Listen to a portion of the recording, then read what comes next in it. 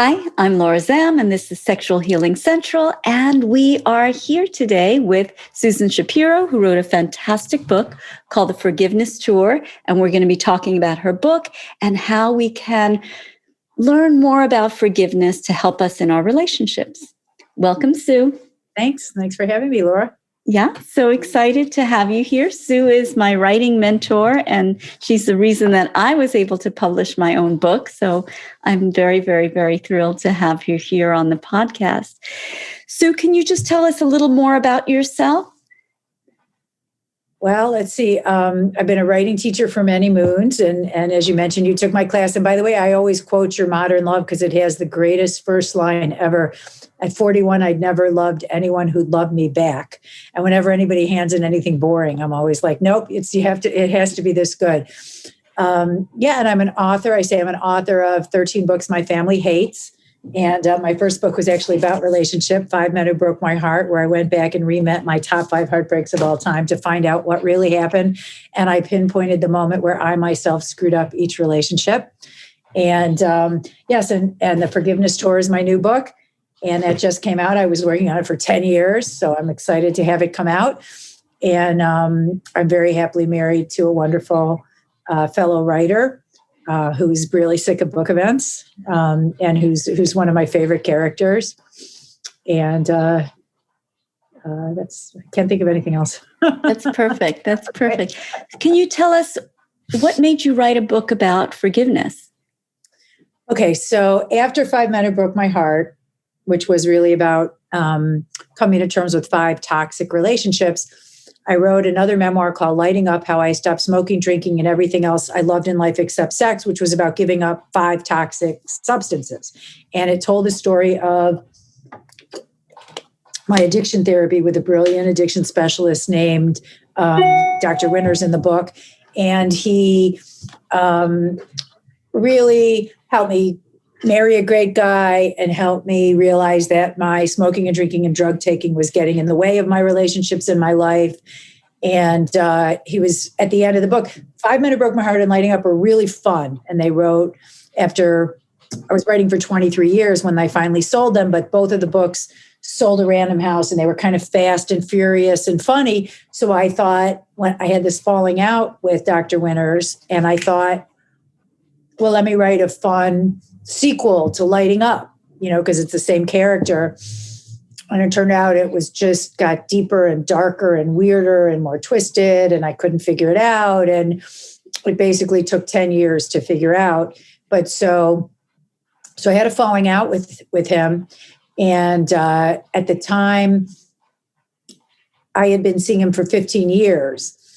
And he was really like a mentor and a guru who helped me in every way. And so I was kind of lost without him. And I kind of, I was afraid I'd relapse. And the big thing that really screwed me up is I'm the type person that if somebody does something fucked up, but then they apologize to me, I always forgive them. But he couldn't apologize. He couldn't explain and he couldn't apologize.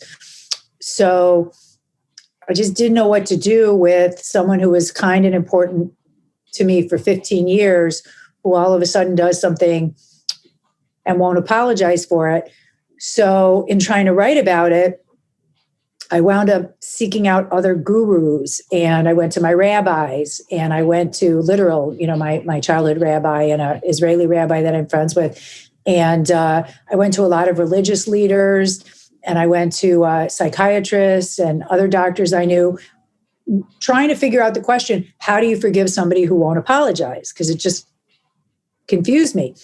And then I wound up taking a cross-country forgiveness tour where I interviewed people all over, and I asked them the same question, which was, what's the one apology you're owed that you never got?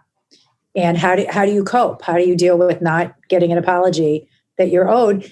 And I wound up going to, people with very, very heavy, fascinating, much more complicated stories than mine, including my co-author, Kenan Trebincevic, who was the survivor of an ethnic cleansing campaign against Bosnian Muslims like himself when he was 12, Holocaust survivor friend, someone who had survived sexual abuse by her father and was trying to forgive her mother for staying with him, a trans person who felt that God owed them an apology. Like, I just really asked people, because I wanted wisdom and I wanted to hear how people, there was a man who forgave the drunk driver who killed his wife and two children. So it became darker and heavier, and, swamis and reverends and priests and rabbis. And, I just really wanted to understand and get to the bottom of it. And it was way more complicated than I ever thought it would be. Well, I'm almost done with the book, and it is very dark. There's a lot of pain in there, but it's also uplifting to see the way that people can transform this pain, and so moving. Thank you. I found each of the stories really moving and illuminating in their own way. Right. So I interviewed hundreds of people, and when it came time to choose 13 stories, I tried to pick stories that each one would illuminate something new and surprising about how one, if you can't forgive somebody, how one gets over not being able to forgive someone and moves on. So that's how I definitely wanted, a diverse, I didn't want it to all be, women my age. I wanted it to be, different ages and different stories. But I think I chose the heaviest ones that really blew my mind, that really had something new to tell me. And part of it was, I'm a huge advocate of therapy, and this therapist saved my life in so many ways, addictions, and he helped me get, triple my income and fix my career and get books, and definitely helped me marry a fantastic husband. So I didn't want to write a book that just was negative about therapy, and there's a former student in there who had a complicated relationship with, and I didn't want to say anything negative about her. So I think part of the reason it took me so long to finish and to publish is that I had to wait until I thought there was wisdom and inspiration to share, and that that I had something that would do good in the world. So that might be why it took so long. Yeah, it's like I said, it's so powerful.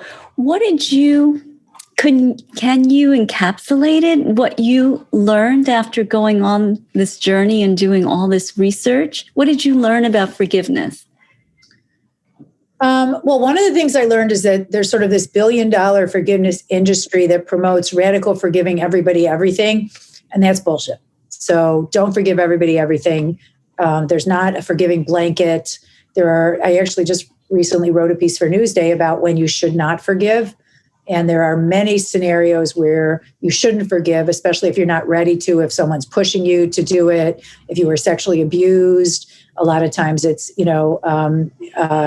men push forgiveness and you should get over it on women, when they're not ready to, or they don't feel it, genocides and I don't know that I've never met a survivor of genocide or a Holocaust that is going to forgive their oppressor.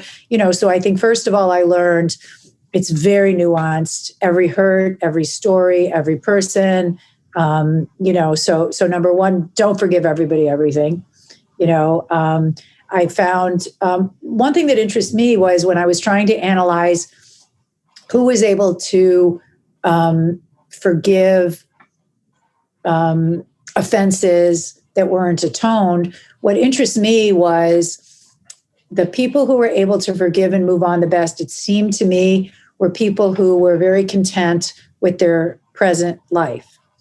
And so, for example, if somebody was happy in work and love, they were much more able to leave something in the past and move on. If someone was not happy in their current day or couldn't get what they want, they were much more likely to cling to an eternal vendetta from something that happened to their past. And I thought that was illuminating and helpful, because taking, as the Holocaust survivor who was a psycho therapist said, taking baby steps to get what you want in present tense that's a really good way to start. Because so that was interesting to me, and it actually made me realize that there were things that weren't going right in my present day life that were making it harder for me to forgive. I also learned the importance of a good apology. and my book is The Forgiveness Tour, How to Find the Perfect Apology. There really is a perfect apology.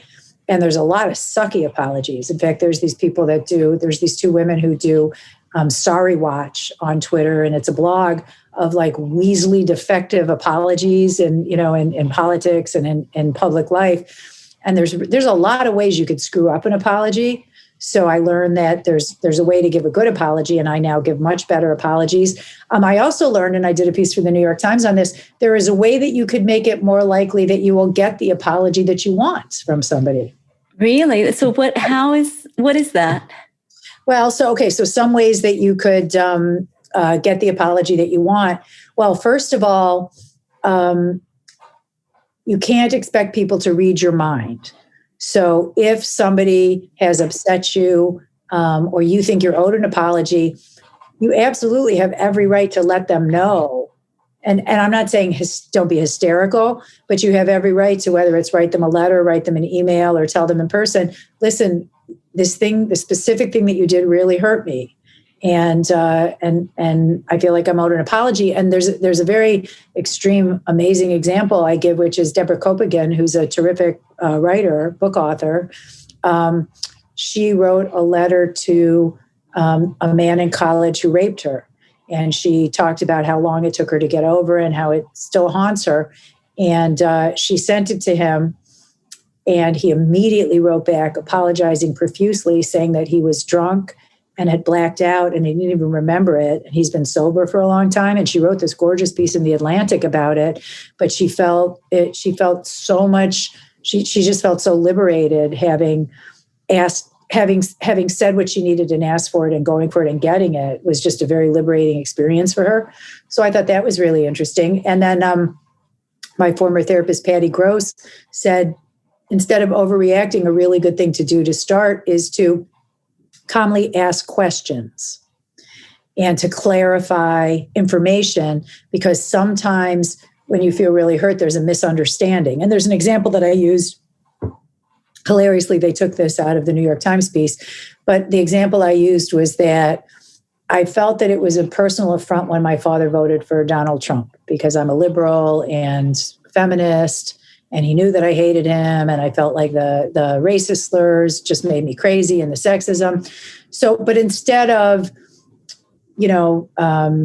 fighting or being aggressive with my dad, and just in a very calm, neutral voice, I said, could I just ask you to explain to me why, what about him made you vote for him? And what he wound up telling me was that my father grew up poor and he worked 50-hour weeks for 50 years and became very successful. And the inheritance tax was huge on his mind. He was in his 80s. He was sick. And he just said, I want every hard-earned cent that I spent so many years breaking my back over, I want it all to go to you and your brothers and not the government. So what's really interesting is that I had a misconception that it was somehow slighting me, when by asking for added information in a very calm voice, what I found was the opposite. I found that he was actually thinking about me and my brothers up foremost. That was the most important thing in his head. That doesn't mean we agreed with his decision, but it was extremely illuminating to hear him say that. Wow. Yeah, there was another story that I love too, which is that there was a Connecticut psychiatrist, Vatsal Thakur, who actually is from a Hindu background, and he tried to get me to see a bigger overview. And he said there's a mystery that you can't see in this falling out that I had with my mentor. And he gave me a metaphor, and he said a commuter was enraged when a woman in an SUV stopped abruptly to get something in the back seat, almost causing an accident. And the man was enraged and honking his horn, but he didn't know that the driver's infant was choking. So, there's this element where, sometimes instead of malice, if you understand it's a mystery, and if it's someone that's close to you, hurt you, sometimes there's things that you can't see. And if you open up your mind to either try to figure out what it is or to ask them, that solves a lot of issues. Yeah. I have to say that it wasn't until reading your book that I even asked myself the question whether or not I forgave the men who had abused me. And when I was thinking about it, I thought, well, I don't feel like I'm holding on to rage or wanting something from them. I mean, of course, they're all dead. But it made me think also about how there can be some kinds of, I guess, satisfaction or justice, maybe in the fact that I'm doing work helping other survivors. There's something in there about maybe not needing it directly from them, perhaps. Mhm. But I know that you've got some tips for us in terms of Well, how to. wait, if you don't mind, let me just with domestic abusers, because I used in this piece for Newsday, I used some quotes. The concept of forgiveness can be weaponized to fact track redemption at the expense of victims' healing and justice, wrote British artist Sophie King. It can be a tool used to make men's life easier and allow them to control what women should get over, to control when women should get over crimes they've committed and negate their victims' feelings. Indeed, many traumatized people, despite being victimized, are blamed for their trauma, according to therapist Anastasia Pollack, who specializes in treating incest and child abuse. She tells patients, you don't have to forgive to move on. So one of the things I found is there's several people, including the Holocaust survivor, Manny Mandel, who never forgave the Nazis for what they did, even though Germany did issue an apology to the Jews. A couple of interesting things I learned from him. Number one, the reparations helped more than the apology, because the fact that the German government gave his father money to continually to move on and to be able to put their lives back together was huge. So sometimes what's interesting is the reparation means more than the apology. And the other thing was that Manny thrived out of spite. So by surviving and doing well in life and having kids and grandkids, it was an up yours Hitler kind of attitude. And that actually intrigued me. And there were a few people who thrived out of spite. So I'm not necessarily saying you have to hold a grudge, but there are definitely times when you're not ready or you don't feel compelled to forgive someone who didn't apologize or never came clean or might have done it to other people or, never paid reparations, never understood, acted selfishly, never understood how much they hurt people. You're not obligated to forgive, and your healing and recovery is not dependent on you forgiving. Right. So I find that interesting. Yeah, I mean, I grew up on reparations. Reparations were a huge part of our monthly income, actually. And it was, I don't know really how it affected my mother in terms of her relationship with the Germans, but I know that my mother also survived because out of spite. My mother said that when she was in the concentration camps, that she held on to see the Germans lose the war. She wanted to see them suffer, basically. Not just to have this balance, but she wanted to see them lose. And that is what allowed her to hold on despite all this disease and everything. So I really, when I was reading that, I really took it to heart. Yeah, the thing about reparations is, I mentioned that people who are able to feel content in their work and their love life and what's going on in present tense, it's easier for them to let go of the past. So the people who were in poverty or who were single and alone or who didn't have jobs that they liked or felt rejected, never found love again, those people found it much, much harder to move on from the past. So the great thing about reparations, and it's a good thing to remember just in terms of offering it to people that you've hurt to allay suffering, but the reparations that help somebody have a better life and feel more comfortable physically and emotionally and to move on are really important. And I'll just give you a very small example. Because a lot of people say, well, I'm not a government. How could I give a reparation to somebody? Or, I don't have $1 million to pay them kind of thing. But so there was a close friend who asked me to read her memoir about surviving cancer. And at the time I was going through this bad time with my therapist, but also I was really busy, and I guess I blew her off in a way. I didn't mean to be dismissive, but it's very, a lot of people ask me to read 500-page manuscripts. I just don't have time, but I did it in an insensitive way, and she stopped talking to me. So after the forgiveness tour, after I received a great apology, I realized I want to be able to do that, and I went on a forgiveness binge myself. And when I apologized to her, I not only said, I'm sorry, I should have read the manuscript, I was insensitive, I didn't mean to, but I said, I have a writing group and I'm teaching a new class. I would be honored if you would come and read some of your pages there so I could help you. And I remember she said, I'd love to, Susie, which was my old childhood nickname. So I thought, okay, I'm in again. But so something as minor as that, and she did, and she's written some beautiful work. So something like that, where if you hurt somebody, instead of just saying, I'm sorry, is there a reparation? Is there something you could do to fix what you did wrong? I think that's a really good way to go. Definitely. So let's move into the tips, and I'm going to just have it focused around partners, although I know people can extrapolate and use this for all their relationships, because of course, relationships have lots of ups and downs.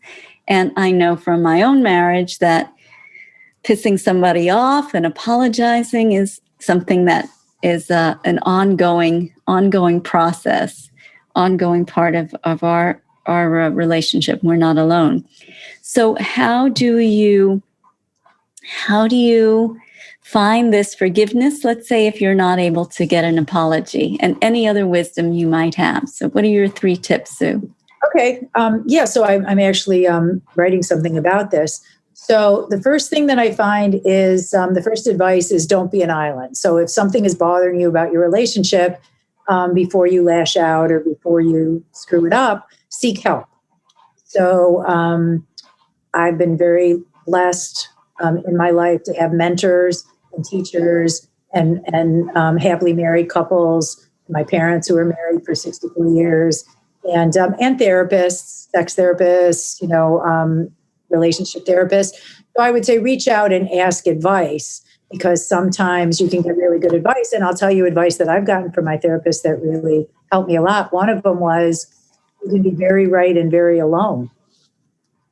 So even if you're pissed at someone, at your lover or your spouse, and you think they owe you an apology, it's right now, it's the pandemic. It's a rough time. There's a lot of people having a really rough time alone. So to stand on ceremony, interestingly, hurts you more than anyone. So I think about that. And the other advice that my Patty Gross, my first therapist, told me that I have in my book, 5 Men Who Broke My Heart, is love doesn't make you happy. Make yourself happy. Then you'll find love. So if you're stomping around angry at somebody and they're ruining your life and they're ruining your day and you're really upset, you're giving them too much power to control your emotions, your brain and your heart. So do something, walk away, do something to make yourself happy, whether it's therapy or exercise or being with a mentor or, writing or, anything. Do something to make yourself happy. And quite often, by doing that, you give the other person room and space to come back and apologize. Here's a minor one in terms of breaking the ice. So sometimes if you're really pissed off, instead of coming at someone with what you're pissed at, see if you could my shrink once said to me, when your husband comes home, just say something nice, right when he walks in the door, even if you're mad. So I remember once with my husband, I was mad at him for something, but he came home. And instead of launching it as something negative, I just looked at him and I said, that's a nice shirt. And he looked at me and he said, oh, you like this? You like this? I got this so-and-so. And it was so fascinating. It changed the color of the room. It's like, oh, yeah, you always did like how I look in green. And he was like standing taller. And it was sort of fascinating that if he would have come home and I would have immediately said, why did you do this? And yell at him, it would have destroyed the mood for the whole day. But so something as minor as compliments, and it sounds stupid, but, thanks for doing the laundry. Mm-hmm. Thank you for getting the newspaper for me. Like say something kind first. And then I think sometimes that opens it up for a, for a longer, better tete-a-tete about what's bothering you. And of course, the what a lot of therapists say is also, you never want to say to someone, you're an asshole for doing this. feelings. What you want to say is, it hurt my feelings when you did this. So if you could make yourself vulnerable first. Oh, here's one last trick that I found, which is, if you could ever apologize for something you did yourself, sometimes that opens the floodgates. Wow. So, and I have a couple examples where I apologized for something that I did, and then that really allowed us to get much more intimate. Mm-hmm. So, Mm-hmm. so the basic deal is, don't be a hothead. Don't have unrealistic expectations that the human being that you're with is gonna be perfect and not make mistakes.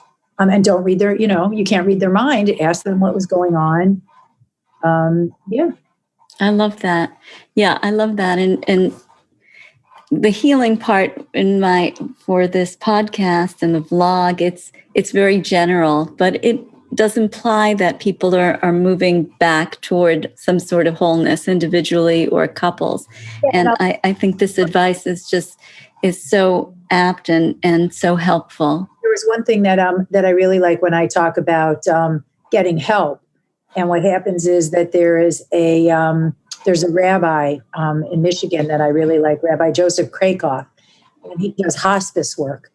And what he says is, at the end of life, he asks all relatives to recite a prayer together.